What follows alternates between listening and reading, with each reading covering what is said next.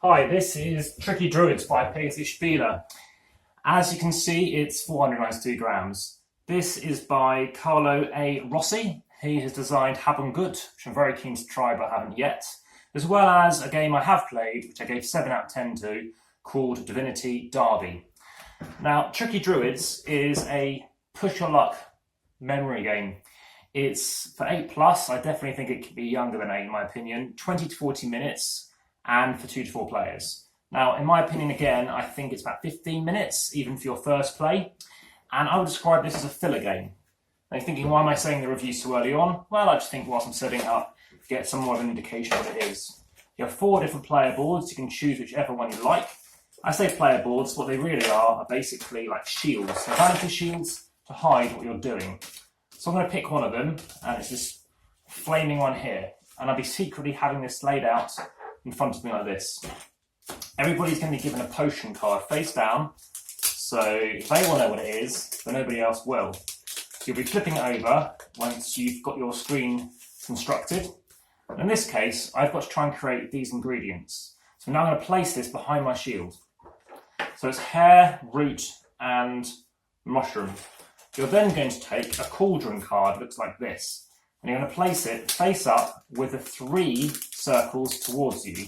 So the 4 side is on the other side. So 3 side face up, 4 side face down. And you'll notice it fits very well.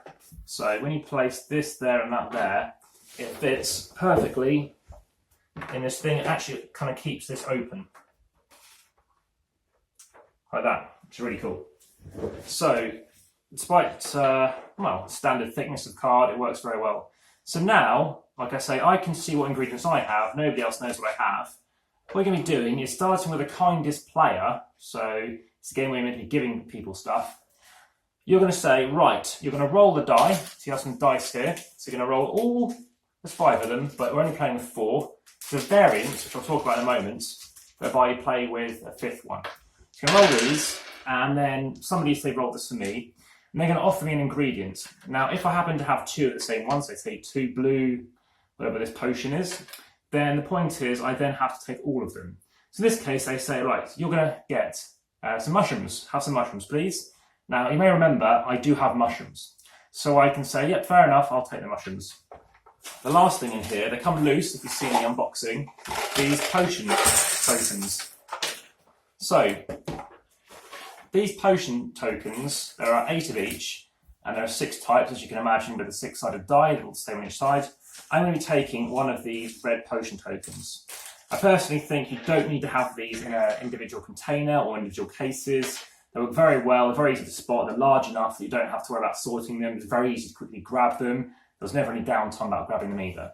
So I'm going to grab my mushroom and place it down on one of my circular spots. Now, what I would recommend is, because you can't really have it in the middle, I kind of just drop it down so they can't tell if I'm placing it here, or if I haven't got the ingredient, it's going to go in my cauldron, my little bucket. So in this case, the aim of the game is to try to get 6 symbols here, matching your ingredients. You must have at least 1 of each. So that's going to go here, I've got 1 of my 6. Now it's my turn, say, in a 2-player game. So now I'm going to roll them, and I'm going to offer them, oh, here we go, 2 blue potions. So they could be really helpful for them and help get 2 positions on here if they've got them. But they might say, no, I don't want them, and offer them to me.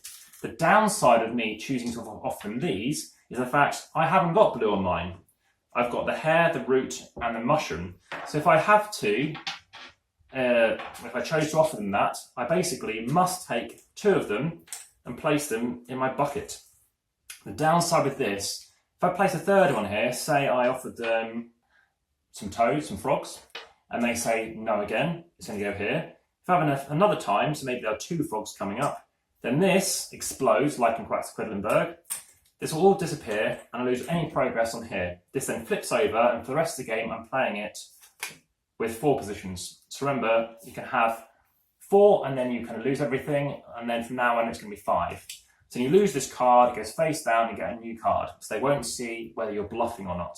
So what you could do, and this gets into the bluffing elements, which is why I think it's a great bluffing game, is you can choose to say, right, I want to offer you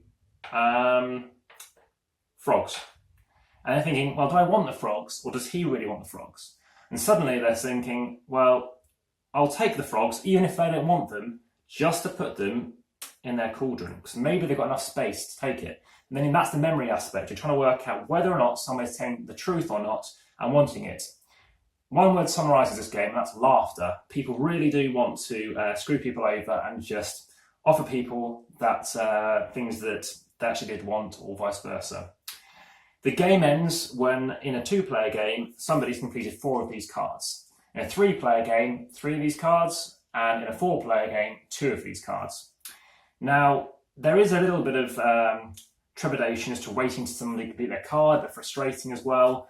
And I think they could have added a bit more variety, maybe, to the way you try to combine something and maybe protect something. Or, yes, you're trying to reach 4, and I think getting 2 cards in a 4-player game or 4 in a 2-player game feels right. I think it'd be too long without it. That's why I think it's a filler game, and I think in that space, 15 minutes is fine. Obviously, these components, they don't take up much space in the box, so for that reason, you can carry it quite portably. But it is quite nice having these nice big cards, and you can see you can just try to drop stuff down behind your board. As big as these things are, I still feel they could be slightly bigger, especially for the size of the box. So that'd be quite effective. But yeah, the counters are great, and the dice work well as well.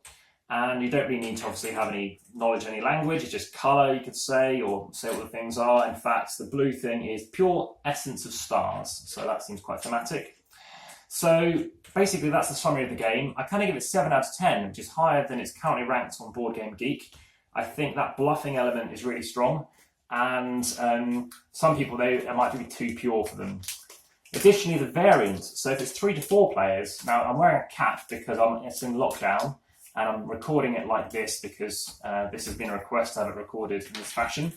I have noticed that the variants, again, I can't play it yet, is you can choose, you roll a die, and you must offer them exactly 1 of a certain type, or 2 or 3. Apparently it's a very good variance, and I'm very keen to try it with more players, and also give your opinion on basically what I think of it like that. If I've misclarified anything, please do pop me a note in the comments on YouTube more than any other location, just because that's where most people view this. Additionally, in terms of the description, please do keep an eye on that in case I've got any updates to you regarding the 3 to 4 player. And another great way of keeping an eye on that is via obviously subscribing, and you'll see it first. I'm very keen to see if you like the video by, of course, hitting the like button. There isn't any bags that come with this. To be honest, you don't need them. I don't think they're all going to fit in this small bag here. In terms of the components, like I say, I think it's good. And just whilst I'm packing it away, these tricky druids, they gather these ingredients, and most of all, they give everything away.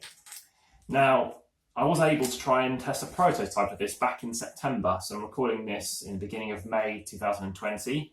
However, as with many games, I thought it'd be best to give you the full version, just because then you've got a better understanding of what your thoughts on it might be. So this is very much in the lighter category, and you may have even noticed, and this is interesting, they do all fit in this bag, is the fact that there is a 4+ sets of games by Pegasus Spiele, so I have made videos for. I might put the links in the description as well.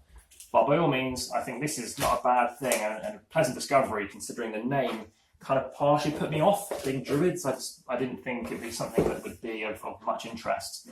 But as a designer who's quite well renowned for some other sort of decent games, especially Happen Gut, which I'm keen to try out, then I think Tricky Druids is something worth definitely trying and giving it a go and seeing what you think. Like I said, I try to actually try and do a playthrough of this if possible. I think it'd be best to do that playthrough as a 3 or a 4, just because I think the be more interesting, and also you're going to start forgetting who has been trying to gather what ingredients, and you probably start varying up who you're doing stuff for. So this is Tricky Druids by Pegasus Spiele. This is Amass Games. My name is Simon Lavender, and see you again soon. Thank you.